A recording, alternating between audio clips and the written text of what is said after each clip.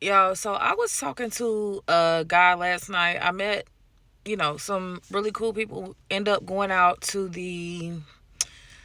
a place to eat with my friend, and met this, real cool dude or whatever. Then we ended up going to another place and met this white guy. I don't really know how we got started on this conversation because they were already like the guy that I had went there with was already talking to him, and I had went outside just see what they were talking about or whatever. And somehow we got on race, right? And I think people are forgetting that race is still like a very prevalent issue, especially in the USA, especially with there being so much of Trump's energy being placed into taking away all these policies. Because like if it doesn't exist, why are you so adamant about like taking away stuff from black people? Because things are not equal, and they would love to have you believe that, but things are not equal right now. I mean, there's still, people still got a code switch that when they go to work. Women and black people, men and women still have to present themselves in a certain type of way to be accepted by the world, and for other people to be real, for other people to be comfortable. We are always having to change ourselves and be something that we're not, to be looked at better, even though there's nothing wrong with who we are as people. And we can have success and we can do all types of things just as we are. Like this, my hair right now isn't the right corporate hairstyle. But I don't care because I'm going to wear my hair like this. They don't do my hair. When I get up in the morning, they don't come there to do my hair. And I'm not putting on no makeup if I don't want to put on makeup, because I'm not taking out extra time out of my day to make somebody else feel comfortable because they want me to look a certain way. I'm not doing that. And that's why I got into a lot of issues in the corporate world, because I was like, yeah, I'm not going to talk like how I'm talking right now, but it would be somewhere in between this and professional unless I'm talking to a client or a customer.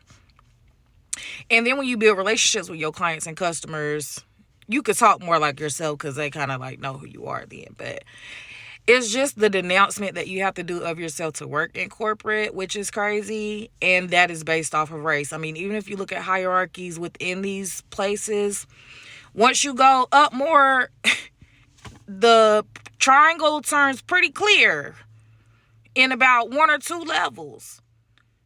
One place I worked there for 8 years in operations and logistics. There were no black managers. And you can't tell me that black people that's been working here since the beginning of the company aren't qualified. And it's stuff like that that people aren't saying, that people act like is not happening. But anyway, back to the story, because I went off on a tangent, but that was important. So we were talking about race, and he was trying to be so politically correct, right? Because this is what I'm starting to realize. White people are very scared to say they don't care. They're very scared to say, yeah, I have white privilege. They're very scared to admit that they got the upper hand, because it's just like if you got $1 million and you looking at somebody else that got $5, you're gonna act like you care that they have $5, but you know you could give them some money, but you're not going to. You want them to feel better about the fact that you're humbling yourself, even though you don't even really care. You're a millionaire. You don't even connect with that person, but because of the politically correct thing to say, you're not being honest. And that's the problem. A lot of white people cannot be honest. And that's why I was telling him, like, a lot of white people are also scared to just be like, I don't get it. I don't understand. Like, I don't think that is happening.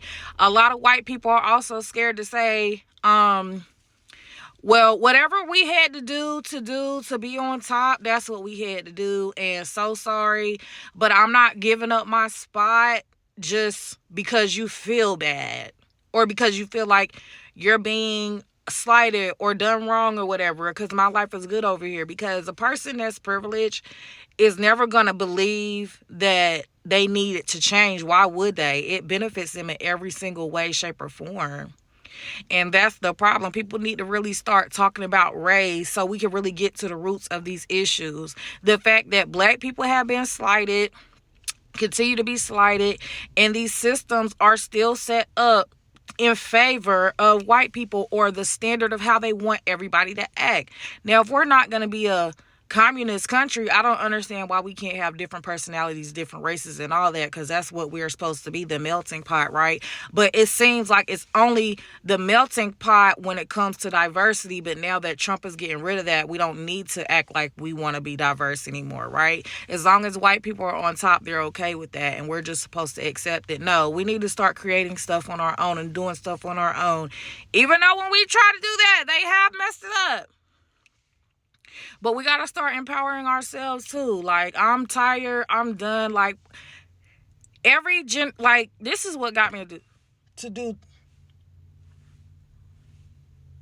I don't know what that was, but that's what got me to do this video, because I'm like, every generation we have to go.